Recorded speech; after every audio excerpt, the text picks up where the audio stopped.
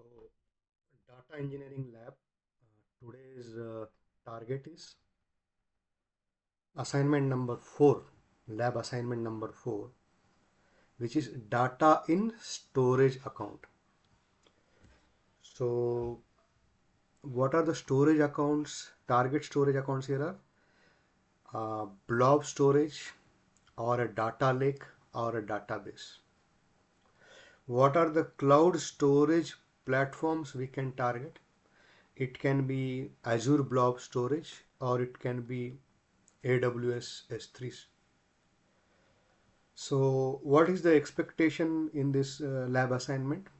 You need to choose the type of storage account. Here we'll be selecting Blob, Azure Blob, and a data lake has similar methodology. Once you understand Blob storage, data lake can be followed. We need to set up the storage account with configurations, create folders or tables for our data, implement encryption access controls, and document the storage structure and configuration. So here the words which have popped up is Azure Blob is one, the other one is data lake. So both are given by Microsoft Azure only. So if you look at Azure Blob, it is suitable for semi-structured and unstructured data, and Blob is suitable for images and videos. Most of the real-time applications prefer data lakes. Data lakes have hierarchical file systems, and data lakes are used for big data analytics. Data lakes support structured and unstructured data.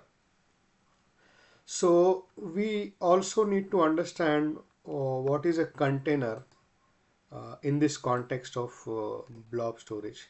In Azure Blob, a container is an object, okay, for storage. It's a top level object and it is used as a logical grouping of blob data. A container can have n number of blobs but cannot have subcontainers or subfolders. And there is a rule-based access control in Azure, okay, which will help us in managing the access to Azure resources. So the major roles are owner, contributor, reader, user access, administrator. So let us start the assignment. The first step is choosing the type of storage account. So we are selecting Azure Blob Storage. The second step is set up the storage account with necessary configurations. So once I go to Microsoft Azure, I'll be selecting create storage account and I'll be specifying my subscription type as well as the resource group. I also need to provide the storage account name and select the performance as a standard for our lab purpose. The second step is creating the containers. So you have the option of containers here visible, right? So select that container option and press the plus icon here for creating the container and give it a name. Here we have given the name as cricket. So once we created the container, we need to upload the files to the container. So our file should be ready. So here you can see one data set called as T20 World Cup batting summary, a JSON file. We have uploaded by pressing the upload button in the cricket container,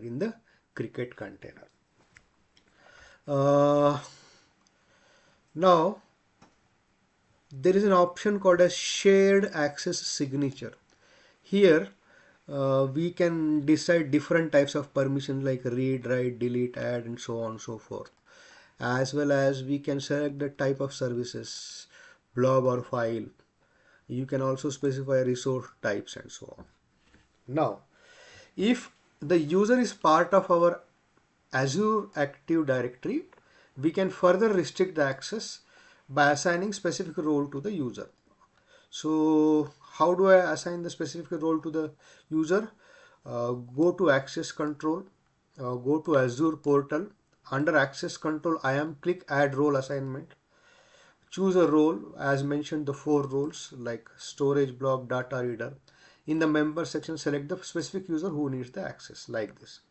You can see here under access control, I can view my access, check my access, and I can add a new role by pressing the plus button. So once I do the new role assignment, I can select the members. You can see we are selecting the members here. So this is how our approach for assignment number 2 of data engineering lab, which is data in storage account, should be performed. Similar kind of steps are there if you are exploring data lakes instead of Azure Blob. Thank you.